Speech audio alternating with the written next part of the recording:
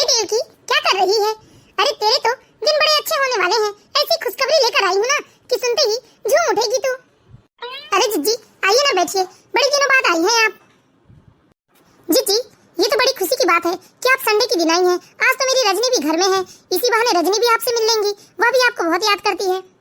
हाँ हाँ भाई, क्यों याद ना करे, आखिर मैं उसकी ताई जो हूँ, इतना लाड़ प्यार किया है मैंने उसे बचपन से, इसीलिए तो मैं उसकी कितनी चिंता करती हूँ। और मेरे साथ साथ मेरे मायके वाले भी रजनी की बड़ी चिंता करते हैं और तारीफ भी। अच्छा सुन, मैं काम की बात बताती हूँ तुझे।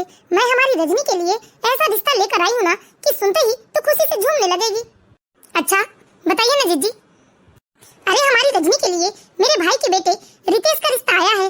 तुम लोग तो जानते ही हो वो लोग कितने पैसे वाले हैं। देवकी, अगर हमारी रजनी की शादी ना उस घर में हो गई तो रजनी के तो जैसे भाग ही पलट जाएंगे और सुबह 10 से 4 बजे की जो ड्यूटी है, जितनी मेहनत करती है वो कुछ पैसों के लिए, वो मेहनत भी नहीं करनी होगी उसे। अरे राज करेगी राज, रुपए पैसे गहने जेवर से लदी रहेगी वो हमारी रजनी। तो मैं हाँ कह दूं ना तुम्हारी तरफ से भी। वैसे भी यह रिश्ता लाखों में एक है हमारी रजनी के लिए। देखो जिज्जी, सच में ये बहुत खुशी की बात है। अगर हमारी रजनी की शादी उस घर में हो जाती है तो हमारी रजनी बहुत राज करेगी। लेकिन एक बार मैं आपके देवर जी से इस बारे में बात कर लूं, फिर जवाब दूंगी आपको। अरे देवकी, इसमें सोचने वाली क्या बात है? इतना बड़ा रिश्ता खुद घर चलकर आया है तुम्हारे और तुम सोचने की बात कर रही हो। अरे तुम ही बताओ, क्या तुम्हें ऐसा रिश्ता मिल सकता है? लेकिन उन लोगों को तो ऐसे लाखों रिश्ते मिल जाएंगे। वो तो मैं तुम लोगों का भला चाहती हूँ, अपनी रजनी बिटिया का भला चाहती हूँ, इसलिए इस रिश्ते की बात कर रही हूँ, वरना रिश्तों की कमी थोड़ी ना है मेरे भाई के घर में। तुम मेरी देवरानी हो और रजनी को मैंने बचपन से अपने सामने से पलते बढ़ते देखा है, इसलिए मैं उसका भला चाहती हूँ। वो तो मेरे भाई ने रजनी को सामने से देखा और मैंने भी रजनी की खूब पढ़ाई की है, इसीलिए उन लोगों ने खुद चलकर रिश्ता भिजवाया है। वरना मेरे रितेश के लिए लड़कियों की कमी थोड़ी ना है। तुम तो जानती हो ना वो लोग कितने अमीर खानदान से हैं, और इतने अमीर होने के बावजूद कभी उन लोगों ने घमंड नहीं किया। तभी तो इतने सामान्य परिवार की लड़की ब्याहना चाहते हैं वो लोग। और देखो देखी, ये मेरी जुबान का सवाल है, मैं बस यही चाहती हूँ कि मेरी ये बेटी रजनी मेरे भाई के बेटे से शादी कर ले। वो तो सब ठीक है जिज्जी, लेकिन एक बार आपके देवर जी आ जाएं, मैं कल तक उनसे बात करके आपको बताती हूँ। ठीक है तो मैं चलती हूँ, फिर कल आऊंगी। अरे रजनी बेटा, तू कैसी है बेटा? जी ताई जी, मैं अच्छी हूँ। ठीक है रजनी बेटा, तुम तो पढ़ी लिखी हो और आर्थिक स्थिति के बारे में भी अच्छे से जानती हो, इसलिए अपनी माँ को जरा समझा बुझा लेना। बचपन से तुमने आर्थिक तंगी तो देखी ही है ना, इसलिए उम्मीद करती हूँ कि तुम इस रिश्ते के लिए ना नहीं कहोगी। ठीक है, फिर कल आती हूँ मैं। रजनी बेटा, अगर ये शादी हो जाएगी ना तो तुम्हारी ताई जी को बहुत खुशी होगी। मम्मी, ये मेरी जिंदगी का सवाल है और ताई जी की खुशी के लिए मैं एक झटके में इस रिश्ते के लिए हाँ नहीं कह सकती। लेकिन बेटा, एक बार तुम रितेश से मिल तो लो, हो सकता है वह तुम्हें पसंद आ जाए। वैसे रजनी बेटा, तेरी जिज्जी के मायके में रुपए पैसे की सच में कोई कमी नहीं है, अच्छे खासे बड़े लोग हैं वो। और तेरे पिताजी की तो आर्थिक स्थिति इतनी अच्छी नहीं है कि तेरे पिताजी अपने बलबूते से इतने बड़े घर का रिश्ता लेकर आ सके तेरे लिए। इसलिए मैं कहती हूँ एक बार तू रितेश से मिल ले बेटा। माँ, मैं उस घमंडी रितेश को अच्छी तरीके से जानती हूँ। ऐसा नहीं है कि मैं रितेश से पहले कभी मिली नहीं हूँ। ताई जी की बड़ी बेटी की शादी में मैं रितेश से मिली हूँ। मैंने रितेश का व्यवहार देखा है, वो एक नंबर का घमंडी और अकड़ू किस्म का इंसान है। अपने बलबूते से तो 1 रुपया नहीं कमाता, लेकिन अपने माता पिता की संपत्ति पर ऐश करता है और अकड़ दिखाता है। लेकिन बेटा, तब की बात अलग थी, तब उसमें बचपना था, लेकिन अब वो बड़ा हो गया है, समझदार हो गया है, तो मुझे लगता है कि अब उसके व्यवहार में भी बदलाव आ गया होगा। नहीं माँ, कोई बदलाव नहीं आया है, अब तो वो पहले से भी ज्यादा घमंडी हो गया है। आपको याद है ना कि ज्योति दीदी के बारसे के कार्यक्रम में वो रितेश भी आया था और कैसे इतरा रहा था। गले में कम से कम उसने 10 तोले की चैन पहना था और हाथ की सारी उंगलियों में उसने मोटे मोटे अंगूठी भी डाल रखे थे। अच्छी बात है कि उसके पास इतना है तो उसने इतना पहना था, लेकिन वह अपने रुपयों की सेकी भी बघार रहा था, बड़ी बड़ी बातें कर रहा था। किसी को अपने आगे वह कुछ नहीं समझ रहा था और सब लोग यही खुसुर फुसुर कर रहे थे माँ वहाँ कि शादी के बाद रितेश की पत्नी का क्या होगा, क्योंकि जो भी लड़की रितेश से शादी करेगी उसे ऐसा पति मिला होगा जो खुद अपने बलबूते पर कुछ भी नहीं मगर माता पिता के पैसों पर जगह जगह रोब झाड़ता फिरता रहेगा। और सच कहूँ माँ, मुझे तो ऐसे पति की चाह है जो मेरे साथ साथ मेरे परिवार के प्रति भी समर्पण की भावना रखे। और मुझे ऐसे घर की चाह है जहाँ पर मुझे अपने आत्मसम्मान के साथ समझौता न करना पड़े और मेरा जीवन साथी ऐसा हो कि मैं अपने जीवन साथी के साथ मिलकर अपना घर चलाऊं और जहाँ अहम की भावना न हो। और माँ, आप भी अच्छे से जानती हैं कि रितेश में ऐसी एक भी क्वालिटी नहीं है। शाबाश बेटा, मुझे अपनी बिटिया से यही उम्मीद थी। पापा, मैं सोने चांदी से नहीं लड़ना चाहती हूँ। मैं तो बस आत्मनिर्भर होकर अपनी नौकरी कायम रखना चाहती हूँ। ये पैसे वाले लोग क्या मुझे और मेरे माता पिता को वह सामान दे पाएंगे जो मैं चाहती हूँ? और क्या मैं अपनी स्वेच्छा से वहाँ रह सकूंगी? जो लोग पहले ही कह रहे हैं कि मुझे शादी के बाद नौकरी करने की कोई जरूरत नहीं है, वे लोग मेरी इच्छाएं क्या पूरी कर पाएंगे मम्मी पापा? लेकिन रजनी बेटा, तू तो अपनी ताई जी को जानती है ना। अगर इस रिश्ते के लिए हमने मना किया तो तेरी ताई जी नाराज हो जाएगी और उनके गुस्से के बारे में तो तुम्हें अच्छे से मालूम ही है ना। लेकिन मम्मी, क्या मैं सिर्फ ताई जी के गुस्से की वजह से अपनी जिंदगी दांव पर लगा दूं? क्या मैंने इतनी पढ़ाई लिखाई घर में रहने के लिए की? क्या मैंने इतनी डिग्रियां सिर्फ इसलिए हासिल की कि मैं कल को किसी पैसे वाले की दुल्हन बनकर जाऊं और उनकी इच्छा निसार रहूं? देखो देवकी, यह हमारी बेटी का स्वतंत्र फैसला है, हमें कोई हस्तक्षेप नहीं करना चाहिए। अगर हमारी बिटिया रितेश से शादी नहीं करना चाहती है तो यह उसका निजी फैसला है। लेकिन जिद्दी के गुस्से का क्या? रही बात भाभी के गुस्से की, तो 2-4 दिनों में खुद ब खुद उनका गुस्सा शांत हो जाएगा। लेकिन जिद्दी तो बस कीजिए मम्मी, आप ताई जी से इतना डर क्यों रही हैं? वैसे भी हम सब अपने खर्चे खुद उठाते हैं। हम ताई जी पर तो निर्भर नहीं है ना कि हमें उनके इशारे पर चलना चाहिए। और यह कोई छोटी मोटी बात नहीं है, मेरी जिंदगी का सवाल है और सिर्फ ताई जी की डर या उनकी खुशी के लिए मैं इतना बड़ा फैसला नहीं ले सकती। बेटा रजनी, तुम्हें अपने फैसले को बदलने की जरूरत नहीं है। तुमने जो फैसला लिया है मैं तुम्हारे साथ हूँ, तुम चिंता मत करो। ठीक है पापा, मुझे स्कूल के लिए कुछ फाइल्स खरीदनी है तो मैं मार्केट जा रही हूँ। ये राम प्रसाद जी और यह उनकी पत्नी देवकी जी। राम प्रसाद जी और देवकी जी की इकलौती बेटी है रजनी। राम प्रसाद जी एक सरकारी क्लर्क थे जो कि रिटायर हो चुके हैं। राम प्रसाद जी ने अपनी बेटी की पढ़ाई लिखाई में खूब रुपए पैसे खर्च किए और रजनी ने भी खूब मन लगाकर पढ़ाई की और पोस्ट ग्रेजुएशन के बाद उसे एक सरकारी स्कूल में वर्ग 2 की शिक्षक के रूप में नौकरी मिल चुकी थी। रजनी की नौकरी लगते ही रजनी ने घर की सारी जिम्मेदारी अपने कंधे पर उठा ली थी। रजनी अपने माता पिता को खुश देखना चाहती थी। रजनी बहुत ही समझदार और स्वाभिमानी लड़की थी। उसे किसी के सामने बेवजह का झुकना बिल्कुल भी पसंद नहीं था। इसी तरह धीरे धीरे 2 दिन का समय बीत जाता है और एक दिन शाम को करीब 5 बजे देवकी जी की जेठानी घर आती है, यह जानने को कि देवकी जी ने क्या फैसला लिया। देवकी जी के पति और उनकी बेटी को किसी भी प्रकार का कोई डर नहीं था इस रिश्ते के लिए ना कहते हुए। लेकिन देवकी जी शुरू से ही अपनी जेठानी के व्यवहार के बारे में जानती थी कि वह कितनी कड़क है और छोटी छोटी बातों को लेकर वह कितना तमाशा करती है। इसीलिए देवकी जी अपनी जेठानी को देखकर एकदम से डर जाती है। उसे समझ में नहीं आ रहा था कि वह अपनी जेठानी को क्या जवाब दे। लेकिन फिर भी देवकी जी ने सोचा कि वह उनकी बेटी की जिंदगी का सवाल है, इसलिए देवकी जी ने हिम्मत जुटाते हुए अपनी जेठानी से बात की। अरे देवकी, फोन नहीं किया तूने? सोचा मैं ही चलकर पूछ लेती हूँ, क्या फैसला किया तूने शादी के प्रस्ताव पर? मुझे मालूम है इतने अच्छे रिश्ते के लिए तो कोई मना कर नहीं सकता, लेकिन फिर भी एक बार मैं तुम लोगों के मुंह से हाँ सुनना चाहती हूँ, इसीलिए आई हूँ। बता, हाँ किया ना देवर जी ने? नहीं जीजी, रजनी अभी नौकरी करना चाहती है, अभी उसे शादी करने का मन नहीं है। अरे देवकी, रजनी तो अभी मूर्ख है, लेकिन तुम तो समझदार हो ना। जरा सोचो, इतना अच्छा रिश्ता हमारी रजनी को कहाँ मिलेगा? और रजनी बेटा, अभी तुम बच्ची हो, मैंने हमेशा तुम्हें अपनी बेटी की तरह माना है, इसीलिए मैं इतनी जिद कर रही हूँ, वरना तुम्हारी जैसी 36 लड़की मिल जाएगी मेरे रितेश को। और वैसे भी ऐसा लड़का पाने को तो लड़कियां और उसके घर वाले कितने पापड़ बेलते हैं, शायद तुम लोग नहीं जानते हो। अपनी ताई जी की बात सुनकर तो रजनी को गुस्सा आ रहा था। रजनी जैसे ही अपनी ताई को कुछ कहने जा रही थी, तभी देवकी ने रजनी को इशारा करते हुए शांत रहने को कहा। तुम दोनों माँ बेटी के इशारे मैं खूब समझती हूँ। अभी भी सोच लो, 2-3 दिन में जवाब दे देना, वरना रितेश के लिए रिश्तों की कोई कमी नहीं है। रजनी, मुझे इसी बात का डर था। मैं जानती थी तुम्हारी ताई जी का गुस्सा वो इसी तरह से हमें खरी खोटी सुनाएगी। तो माँ, क्या आप भी मेरी बात से सहमत नहीं है? क्या आप चाहती हैं कि मुझे रितेश से शादी करनी चाहिए? नहीं बेटा, ऐसी बात नहीं है। मैं खुद भी तुम्हारी बात से सहमत हूँ, क्योंकि जब इस घर में मैं आई थी तब मैं पढ़ी लिखी युवती थी। घर में सास ससुर का पहले ही स्वर्गवास हो गया था। घर में तो बस तुम्हारी ताई जी का ही शासन चलता था। मैं भी तुम्हारी तरह नौकरी करना चाहती थी, लेकिन तुम्हारी ताई जी बड़े खानदान की बेटी थी जिसने नौकरी को हमेशा तुच्छ नजरों से देखा था। जब हम सब संयुक्त परिवार में थे तब तुम्हारी ताई जी ने कभी मुझे नौकरी करने की इजाजत नहीं दी। तब तो मैं मन मार कर रह गई थी, लेकिन जब बाद में परिवार अलग हो गया तो मेरे अंदर आत्मविश्वास की कमी आ गई थी, जिस वजह से मैं बाद में नौकरी नहीं कर पाई। और सच कहूँ बेटा, जो मेरे साथ हुआ है वह मैं तेरे साथ होने नहीं देना चाहती हूँ। इसीलिए तो मैंने और तेरे पापा ने तुझे पढ़ाई लिखाई करवाने के लिए कोई कमी नहीं की। भले हमने अपनी सुख सुविधाओं में कुछ कमी कर दी, लेकिन तुम्हारी पढ़ाई लिखाई के साथ कभी हम लोगों ने समझौता नहीं किया। हम तो बस यही चाहते थे कि हमारी बेटी आत्मनिर्भर बन सके। हाँ माँ, मैं भी आत्मनिर्भर बनकर आत्मसम्मान के साथ जीवन बिताना चाहती हूँ। ठीक है बेटा। इसी तरह धीरे धीरे समय बीत रहा था।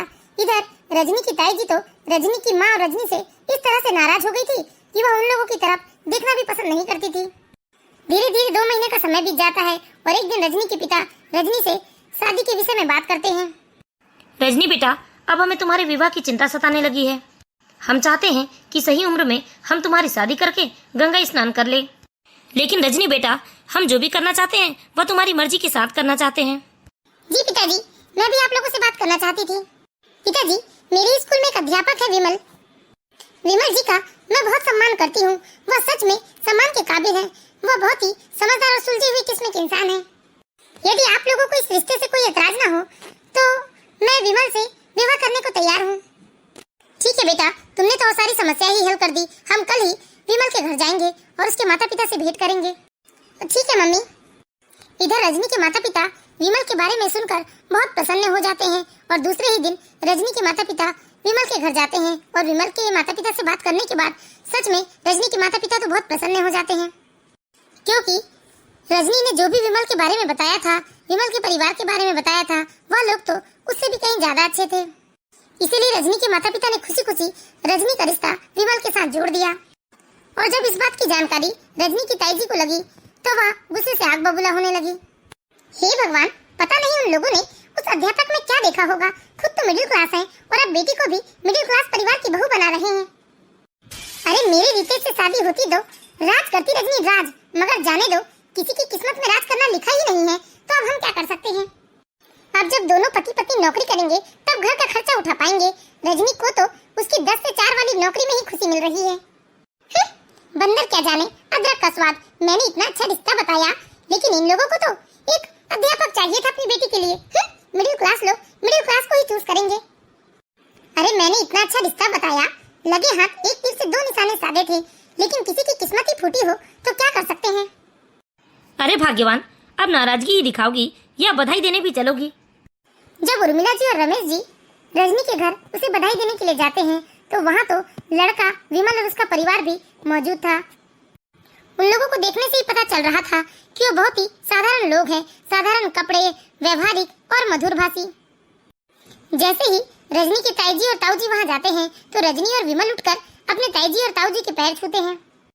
इधर रजनी की ताईजी ने बहुत अनबुझे मन से आशीर्वाद देते हुए बोली, प्रणाम ताईजी, प्रणाम ताऊजी। अरे खुश रहो बेटा। विमल, तुम्हारी किस्मत में लिखी थी रागनी, अब क्या कहे, सबकी अपनी अपनी किस्मत है।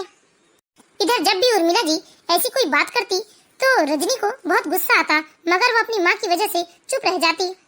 विमल और रजनी की शादी की सारी खरीदारी हो चुकी थी। सारे रिश्तेदारों ने सारा सामान आकर देख लिया था। सभी लोगों ने खूब तारीफ की थी, लेकिन अब ताईजी को सारा सामान दिखाने की बारी थी। इधर थोड़ी देर विमल के माता पिता विमल के ताईजी और ताऊजी से मिलते हैं। उसके बाद वह विमल के साथ वहाँ से चले जाते हैं। अरे रजनी बेटा, जाओ ना, जाकर अपने सारे गहने और कपड़े दिखाओ अपनी ताईजी को। अरे रहने तो देवकी, हमें मालूम है एक अध्यापक जी की औकात कितने हल्के कपड़े और गहनों की होगी। बेचारे एक साधारण नौकरी वाले आदमी जो ठहरे, और माता पिता के पास भी तो कुछ ज्यादा पैसे वैसे है नहीं। अब खानदानी पैसे वालों की तो बात ही अलग होती है, बेचारे गरीबों की तो इतनी औकात कहाँ है कि वो कुछ महंगा दे पाए। अरे नहीं नहीं उर्मिला, आजकल तो सोना कितना महंगा हो गया है, फिर भी विमल के घर वालों ने हमारी रजनी के लिए खूब अच्छे और महंगे गहने लिए हैं। अरे आइए बैठिए ना जीजी। रजनी बेटा, जब अपनी बुआ के लिए जल्दी से ठंडा पानी लिया। अच्छा चलो, अब तो जिज्जी भी आ गई, मैं चलता हूँ। वैसे भी दुकान में विवेक अकेला होगा। अरे उर्मिला, विमल के घर वालों ने कितना कुछ तो लिया है ना रजनी के लिए। अरे जिज्जी, इसे बहुत कुछ कहती हैं आप। अभी आपने मेरे मायके वालों के ठाट नहीं देखे हैं, इसलिए आपको यह साधारण चीजें भी अच्छी नजर आ रही है। अपनी ताई जी की बात सुनकर तो रजनी को मन ही मन में बहुत ज्यादा गुस्सा आ रहा था, लेकिन रजनी अपनी माँ की आंखों के इशारे को समझ गई थी, इसलिए वो चुप रह गई थी। वरना रजनी का तो मन कर रहा था कि अपनी ताई जी से कह दे कि जीवन में पैसा ही सब कुछ नहीं होता, प्यार और मान सम्मान उससे कहीं ज्यादा सर्वोपरि है। क्योंकि रजनी तो अपनी ताई जी की भांजी को अच्छी तरीके से जानती थी, कभी उसने किसी की इज्जत नहीं किया था और वह तो हमेशा पैसों के अहम पर जी रहा था। लेकिन रजनी चाहकर भी किसी से कुछ नहीं बोल पाई, क्योंकि वह नहीं चाहती थी कि उसकी वजह से रिश्तों में कोई दरार आ जाए। धीरे धीरे समय बीतता है। इधर रजनी और विमल की शादी बहुत ही धूमधाम से संपन्न हो जाती है। रजनी को उसके ससुराल में खूब प्यार और मान सम्मान मिलता है। विमल तो रजनी से बहुत प्यार करता ही था, उसके माता पिता भी रजनी को अपनी बेटी की तरह प्यार करते थे। इधर रजनी और विमल दोनों एक दूसरे के साथ बहुत खुश थे, दोनों साथ साथ में नौकरी पर जाते। उन दोनों की शादीशुदा जिंदगी बहुत अच्छी बीत रही थी। परिवार में सभी लोग बहुत खुश थे और इधर समय बीत रहा था। धीरे धीरे 6 महीने का समय बीत जाता है और इस बीतते समय के साथ रजनी के ताई जी के बेटे रितेश की भी शादी हो चुकी थी। अरे बेटा, तुम लोग स्कूल जाने लगे? जी पापा जी, कोई काम था क्या?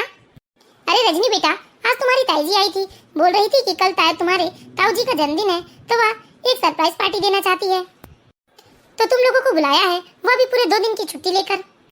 अरे नहीं माँ, छुट्टी लेना तो पॉसिबल नहीं है, क्योंकि बच्चों के एग्जाम सर पर हैं। लेकिन बेटा, यह भी तो जरूरी है ना, यह भी तो तुम्हारी जिम्मेदारी है, तुम्हारा फर्ज है कि तुम अपने ताऊ जी को खुश रख सको। ठीक है माँ, लेकिन इसके लिए इतने दिन की छुट्टी लेने की आवश्यकता नहीं है, हम लोग सुबह जाएंगे और शाम को लौट कर आ जाएंगे। अच्छा एक काम करना बेटा, आज ऑफिस से आते आते तुम 3-4 साड़ियाँ खरीद ले आना मार्केट से। तुम्हारे पास कुछ अच्छी साड़ियाँ नहीं है और जब से शादी हुई है तब से तुमने कोई खरीदारी भी नहीं की है। अरे नहीं माँ, मुझे इतनी भारी भारी साड़ियाँ पहनने का शौक भी नहीं है, अलमारी कितनी सारी साड़ियों से ऐसी भरी पड़ी है। अरे बेटा, भले तुम्हारी अलमारियाँ साड़ी से भरी होगी, लेकिन हमें भी तो तुम्हें उपहार देने का हक है ना। अच्छा ठीक है माँ, मैं 2-3 कॉटन की साड़ियाँ लेते आऊंगी। विमल और रजनी छुट्टी के बाद मार्केट जाते हैं और वहाँ रजनी अपने लिए कुछ कॉटन की साड़ियाँ खरीदती है। वैसे भी रजनी को ज्यादा भारी भरकम साड़ियाँ पहनने का शौक नहीं था, वह तो अपने ऑफिस के हिसाब से ही साड़ी खरीदी थी। जब दूसरे दिन विमल और रजनी अपने ताईजी और ताऊजी के घर जाते हैं तो रजनी देखती है कि उसके मायके वाले तो वहाँ पहले से उपस्थित हैं। अरे रजनी बेटा, दामाद जी आओ आओ, बस तुम लोगों का इंतजार हो रहा था। प्रणाम माताजी। प्रणाम ताई जी। नमस्ते। खुश रहो बेटा। ठीक है रजनी, तुम यहाँ अंदर बैठो, मैं बाहर जाकर डेकोरेशन वाली व्यवस्था देख लेता हूँ। अरे बेटा, अभी तो आए हो, बैठो जरा चाय पानी पी लो, उसके बाद देख लेना। नहीं माँ जी, मैं पहले देख लेता हूँ, अभी तो हम घर से चाय नाश्ता करके ही निकले थे। उधर विमल घर की साज सज्जा देखने के लिए बाहर चला जाता है और इधर रजनी अपनी ताई जी, माँ और बाकी रिश्तेदारों के साथ बैठती है। लेकिन तभी रजनी की नजर निशा पर पड़ती है। निशा पाँव से लेकर सर तक सोने चांदी से लदी हुई थी, लेकिन निशा के चेहरे पर जरा भी मुस्कान नहीं थी। वह बेचारी इस तरह से उदास बैठी थी मानो उसके जीवन में कोई खुशी ही नहीं है। थोड़ी देर के बाद जब रजनी दूसरे कमरे में जाती है तो वह देखती है वहाँ तो उसके ताई जी का भांजा रितेश नवाबों की तरह तन कर बैठा हुआ था और मोबाइल में किसी को भाषण दे रहा था। जहाँ विमल आते ही घर के काम काजों में लग गया, वहीं रितेश तो बस अपनी नवाबी झाड़ रहा था। दोपहर के समय खाना खाने के बाद सब लोग आराम कर रहे थे, तब रजनी किचन की ओर जा रही थी पानी लेने। तब उसने ताई जी के भांजे रितेश और उसकी पत्नी के बीच में हो रही बहस को सुनी। ये क्या, ये तो रितेश और उसकी पत्नी की आवाज लग रही है। हाँ रितेश जी, आप लोगों ने मुझे कठपुतली बनाकर रख दिया है। आप लोग मुझे ऐसे नचाते हैं जैसे मेरी अपनी कोई इच्छा ही नहीं है। आप लोग जैसा कहते हैं मुझे वैसा ही करना होता है। मुझे तो ऐसा लगता है जैसे मेरा खुद का कोई अस्तित्व ही नहीं है। निशा, बहुत बहस कर रही है तू। अरे इतने बड़े खानदान की बहू बनाया है मैंने तुझे, और क्या ये कम है जो तुझे अपने अस्तित्व की तलाश करनी है? और सुन, ये मेरी बुआ का घर है, ज्यादा यहाँ चू चपड़ मत कर, ज्यादा मुंह खोलने की जरूरत नहीं है। तुझसे जितना करने को कहूँ सिर्फ तू उतना किया कर, समझी ना? अब मैं जा रहा हूँ। इधर रितेश अपनी बात खत्म करके कमरे का दरवाजा जोर से गुस्से से पटकते हुए बाहर निकलता है। तभी रागनी रितेश को देखकर अपना मुंह फेर लेती है, लेकिन रितेश गुस्से से पैर पटकते हुए वहां से चला जाता है। आज रजनी को अपने फैसले पर गर्व महसूस हो रहा था। हे ईश्वर, आपका लाख लाख शुक्रिया जो आपने मुझे सही फैसला लेने की शक्ति दी, वरना आज मैं निशा की तरह अपने अस्तित्व की तलाश कर रही होती। थोड़ी देर के बाद निशा भी उस कमरे से रोते हुए बाहर निकली। निशा, जी दीदी। अरे निशा, तुम मुझे दीदी नहीं बल्कि रजनी कह सकती हो। जी ठीक है। अरे ये क्या, निशा तो कितनी डरी हुई और सहमी सी है, और ये मुझसे ज्यादा बात भी नहीं की और यहाँ से चली गई। थोड़ी देर के बाद फिर से सब लोग हॉल में बैठते हैं। तब रजनी की माँ अपनी जिठानी के सामने रजनी से सवाल करती है। अच्छा ये बता रजनी, तू अपने शादीशुदा जीवन से खुश तो है ना? क्यों ताई जी, क्या आपको विमल में कोई कमी नजर आती है? अरे नहीं, दामाद जी तो बहुत अच्छे हैं।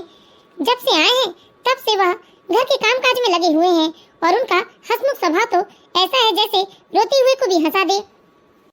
मगर बेटा, सिर्फ प्यार से तो जिंदगी नहीं चलती है ना। तुम्हारी यह सिंपल सी साड़ी, सिंपल गहने बहुत कुछ कह रहे हैं। ताई जी, आप मेरे कपड़े और गहनों पर मत जाइए, मुझे ऐसे ही रहना पसंद है। आपको मेरी मुस्कान देखकर समझ जाना चाहिए कि मैं बहुत खुश हूँ। और ताई जी, एक बार आप निशा की ओर देखिए।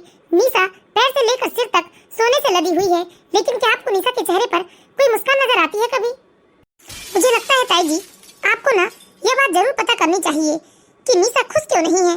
मैं खुश हूँ क्योंकि जिस तरह से मैं अपने पति की हर बातों में समर्पण की भावना रखती हूँ, मेरे पति भी मेरी हर बात पर सहमति जताते हैं। मैं अपनी स्वेच्छा से अपनी जिंदगी जी पा रही हूँ, बिना किसी दबाव के। मेरे ससुराल वाले हर बात में मेरी भी राय लेते हैं। आज रजनी की बातें सुनकर तो ऐसा लगा मानो रजनी ने आज अपनी ताई जी को एक सबक दे दिया हो। उर्मिला जी पहले से जानती थी कि रजनी की बातों में एकदम सच्चाई है। हाँ दीदी, आप बिल्कुल सच कह रही हैं। आज तो मैं भी चुप नहीं रहूंगी। मैं अपने मन मुताबिक जिंदगी नहीं जी सकती हूँ। मेरे ससुराल वालों की बहुत सी बंदिशें हैं। जब से मेरी शादी हुई है उस घर में सोने चांदी से तो मैं लग गई हूँ, लेकिन मेरी मुस्कान जैसे कहीं खो सी गई है दीदी। मुझे वह घर कम और जेल ज्यादा लगता है। सच में रजनी दीदी, आप तो बहुत ही खुशकिस्मत हैं जो आप अपनी मन मुताबिक जीवन जी रही हैं, और आपके पति, आपके ससुराल वाले सभी आपको इतना मान सम्मान देते हैं और घर के हर छोटे बड़े फैसले में आपकी राय भी लेते हैं। खबरदार निशा, तेरी इतनी हिम्मत, तू यहाँ जबान चलाती है। रुक, अभी मैं तेरी खाल उधेड़ता हूँ। अपनी पत्नी की बात सुनकर तो जैसे रितेश गुस्से से आग बबूला हो जाता है और वह तेज कदमों से अपनी पत्नी के पास जाता है और उसे एक जोरदार थप्पड़ मारता है और खींचते हुए कमरे की ओर ले जाता है। बताइए ताई जी, क्या उस वक्त मेरा फैसला गलत था? नहीं बिटिया, तुम्हारा फैसला बिल्कुल भी गलत नहीं था। आज मैंने देख लिया, रितेश घर का बेटा होते हुए भी एक जगह कुर्सी पर बैठकर बस हुक्म दे रहा था, अपनी रहीसी झाड़ रहा था।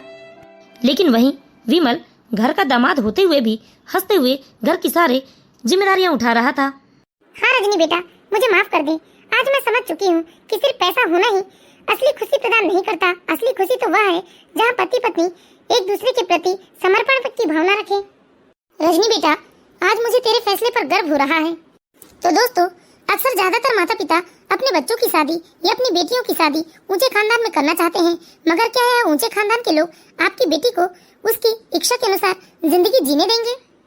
यह आपको सोचना है और अपनी बेटी की शादी बहुत ही सोच समझ कर करना है। तो हम आशा करते हैं दोस्तों, आप लोगों को हमारी कहानी जरूर पसंद आई होगी। यदि कहानी अच्छी लगी हो तो प्लीज इस वीडियो को लाइक कीजिए और इसी तरह की मोरल स्टोरीज देखते रहने के लिए हमारे चैनल बालाघाट की बेटी को सब्सक्राइब कीजिए।